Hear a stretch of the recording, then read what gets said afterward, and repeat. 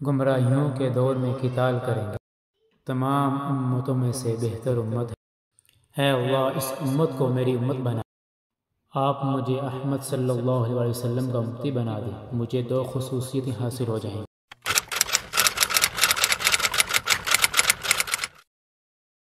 نحمده ونصلي على رسوله الكريم، أما بعد فأعوذ بالله من الشيطان الرجيم، بسم الله الرحمن الرحيم، والعصر إن الإنسان لفي خسر إلا الذين آمنوا وعملوا الصالحات وتواصوا بالحق وتواصوا بالصبر۔ وقال النبي صلى الله عليه وسلم أن موسى لما نزلت عليه التوراة وقرأها فوجد فيها ذكر هذه الأمة إلى آخره۔ معزز سامعین، آج کی اس حدیث میں حضرت موسیٰ علیہ السلام نے اللہ رب العزت سے جو کلام کیا ہے اس کا تذکرہ ہے۔ اس کو حضرت ابو ہریرہ رضی اللہ تعالیٰ عنہ نے روایت کیا ہے کہ آپ صلی اللہ علیہ وسلم نے فرمایا کہ جب موسیٰ علیہ السلام پر تورات نازل ہوئی اور انہوں نے اسے پڑھا تو اس میں اس امت کا تذکرہ تھا، یعنی امت محمدیہ کا۔ تو انہوں نے اللہ تعالیٰ سے دعا کی کہ اے اللہ، تورات میں ایک ایسی امت کا تذکرہ ہے جو سب سے آخر میں آئے گی اور سب پر سبقت لے جائے گی، آپ اسے میری امت بنا لیں۔ اللہ پاک نے فرمایا وہ تو احمد مجتبیٰ صلی اللہ علیہ وسلم کی امت ہے۔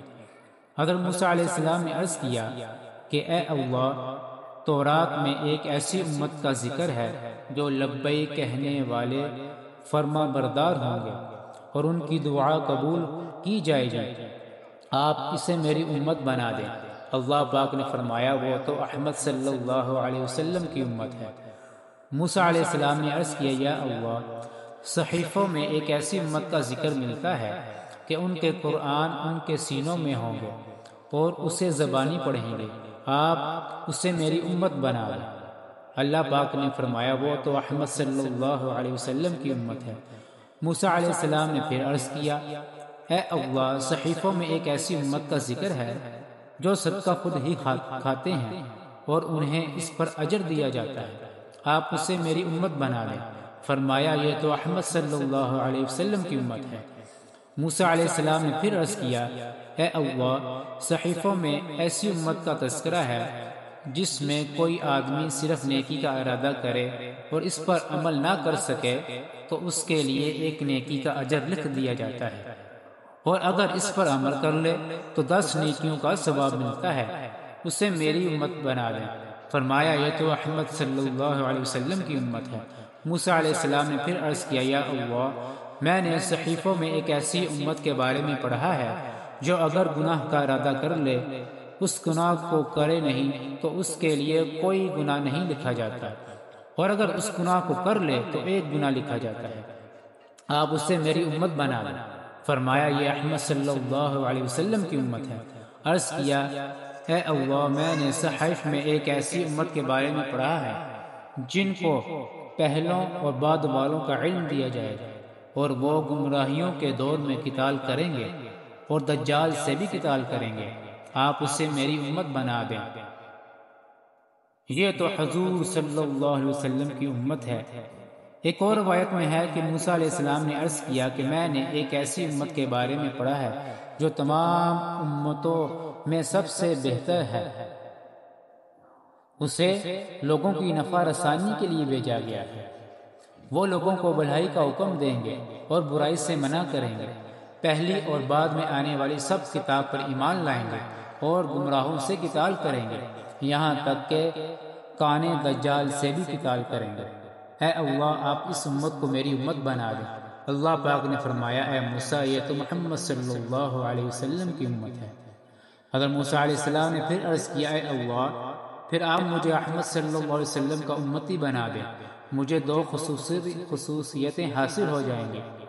اللہ پاک نے فرمایا اے موسیٰ، میں نے تمہیں تمام لوگوں میں سے منصب رسالت کے لیے اور اپنے ساتھ کلام کرنے کے لیے چنا ہے۔ جو نعمتیں میں نے تجھے دی ہیں انہیں لے لو اور شکر گزار بنو۔ موسیٰ علیہ السلام نے جواب دیا اے اللہ، میں راضی ہوں۔ ایک اور حدیث میں آتا ہے حضرت عبداللہ بن عمر رضی اللہ عنہ نے حضرت کعب رضی اللہ عنہ سے فرمایا کہ مجھے حضور صلی اللہ علیہ وسلم اور ان کی امت کی صفات بتائیں۔ انہوں نے فرمایا کہ میں اللہ تعالیٰ کی کتاب تورات میں ان کی یہ صفات پاتا ہوں کہ محمد صلی اللہ علیہ وسلم اور ان کی امت اللہ کی خوب تعریف کرنے والے ہیں، اچھے برے ہر حال میں الحمدللہ کہیں گے، اور چڑھائی چڑھتے وقت اللہ اکبر کہیں گے، اور نچائی پر اترتے ہوئے سبحان اللہ کہیں گے۔ ان کی آذان آسمانی فضا میں گونجے گی۔ وہ نماز میں ایسی دھیمی آواز سے اپنے رب سے ہم کلام ہوں گے جیسے چٹان پر شہد کی مکھی کی بنبناہٹ ہوتی ہے، اور فرشتوں کی صفوں کی طرح ان کی نماز میں صفیں ہوں گی، اور نماز کی صفوں کی طرح ان کی میدان جنگ میں صفیں ہوں گی۔ اور جب وہ اللہ کے راستے میں جہاد کے لیے چلیں گے تو مضبوط نیزے لے کر فرشتے ان کے آگے پیچھے ہوں گے، اور جب اللہ کے راستے میں صف بنا کے کھڑے ہوں گے تو اللہ تعالیٰ ان پر ایسے سایہ کیے ہوئے ہوں گے۔ انہوں نے اپنے ہاتھ سے اشارہ کر کے بتلایا جیسے کہ گدھ اپنے گھونسلے پر سایہ کرتے ہیں، اور میدان جنگ سے یہ لوگ کبھی پیچھے نہ ہٹیں۔ حضرت کعب رضی اللہ تعالیٰ عنہ سے اس جیسی ایک اور روایت بھی منقول ہے جس کا مضمون یہ ہے کہ ان کی امت اللہ کی خوب تعریف کرنے والی ہوگی، ہر حال میں الحمدللہ کہیں گے، اور چڑھائی پر چڑھتے ہوئے اللہ اکبر کہیں گے، اپنی نمازوں کے اوقات کے لیے سورج کا خیال رکھیں گے، اور پانچوں نمازیں اپنے وقت پر پڑھیں گے، اگرچہ پورے کرکٹ والی جگہ پر ہوں،